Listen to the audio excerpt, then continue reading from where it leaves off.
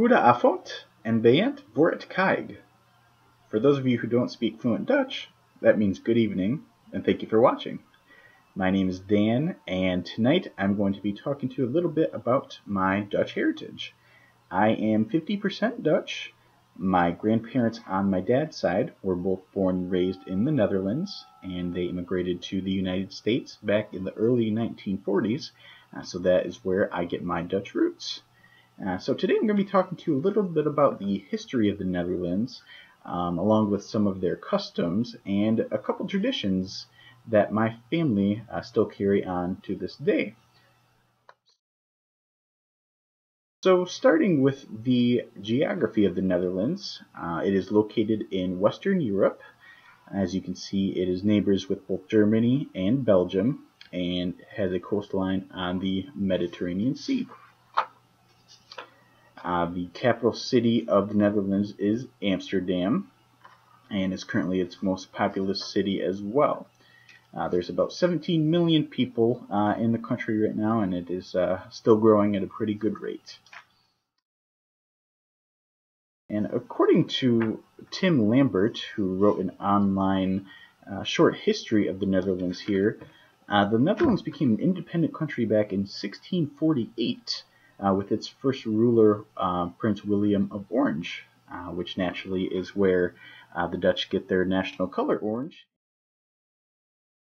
A lot of people, when they hear the Netherlands, they might also use the term Holland. You know, they might use the two terms interchangeably here, and there is actually a difference between the two. And if you look at the map here, it is actually a regional thing that distinguishes Holland from the Netherlands.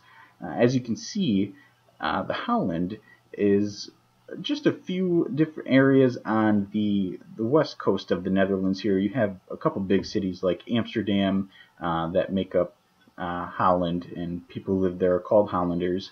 But most people who live on the north, south, and eastern parts of the country are strictly referred to as the Dutch, and that part of the country is called the Netherlands. So, you might still use, Holland for the Netherlands and the Netherlands for Holland, but, most of the time, no matter which one you use, people will most likely know what you're talking about anyways.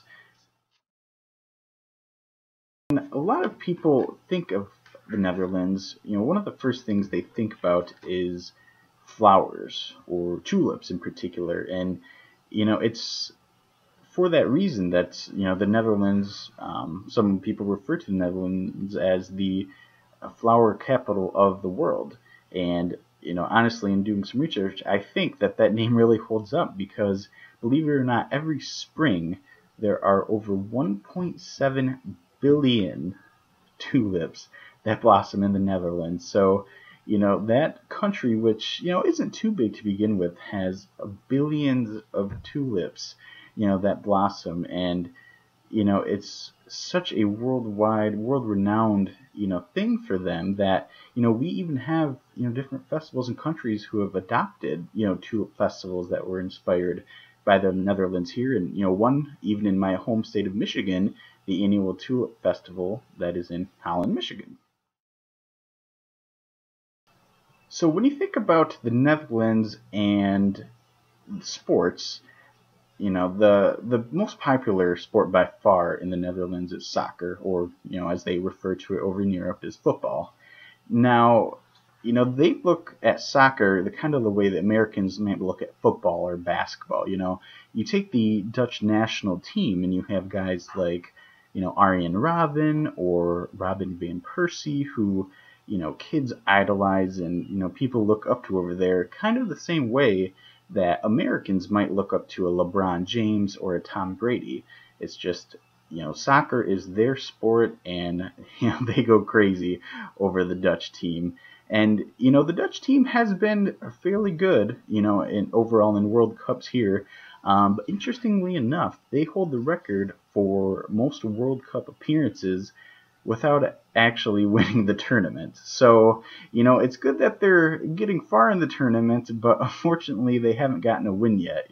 Their most recent finals appearance was in 2010 when they lost to Spain. So, there is another World Cup coming up in a couple of years, 2018. So hopefully the Dutch can turn it around and see if they can find their luck and finally get that win that they've been coveting here. Now, when it comes to traditions that I have with my family for the Dutch here, one of the big ones has to do with food. Growing up, my parents, we wouldn't have a lot of Dutch food, but, every now and then, they would either cook a Dutch dish or have Dutch snacks that, I really enjoyed growing up and, come to really love actually. So, you see on the picture here, there is a couple that we used to have growing up. One of them would be the stroopwafels, which is a couple thin waffles with a caramel layer in between. My dad is still a huge fan of Dutch drops, which essentially is a Dutch version of black licorice. And now this one is pretty interesting. It's called hagelsag, and it is a piece of white bread that is buttered and then has chocolate sprinkles that are put on top. Now, when I first saw my dad eat this when I was a kid, I honestly thought that we had run out of food in the house and he was just scraping together whatever he could get and make a meal out of it. So, when I came to find out that he actually did that on purpose and wanted to eat that, I was extremely surprised because I thought there was no way that it could be good. But sure enough, after trying it, it's one of my favorite Dutch dishes. So don't knock it till you try it because you just might like it. And one of my favorite Dutch traditions has to be that of the chocolate letter. It is exactly what it sounds like. It is a black letter made of chocolate, and it's associated with the Dutch holiday of Sinterklaas, which of course in English means Saint Nick or Christmas. Every Christmas, each member of the family will get a chocolate letter with the first initial of their name, and it's one of those special things for me because growing up, I got one every single year, and even though I'm 24 years old now, with Christmas coming up next month, I know my parents are still going to get me one, and that's something really special and something I'm going to pass on to my kids too. So, it's great that I still have some of these Dutch traditions, even being 70 years removed from when my grandparents first came over. It's part of the reason why I'm really proud of my Dutch heritage and why I plan on continuing the legacy of those Dutch traditions. So I hope you learned a little bit about the Dutch culture, and I really thank you for watching my video.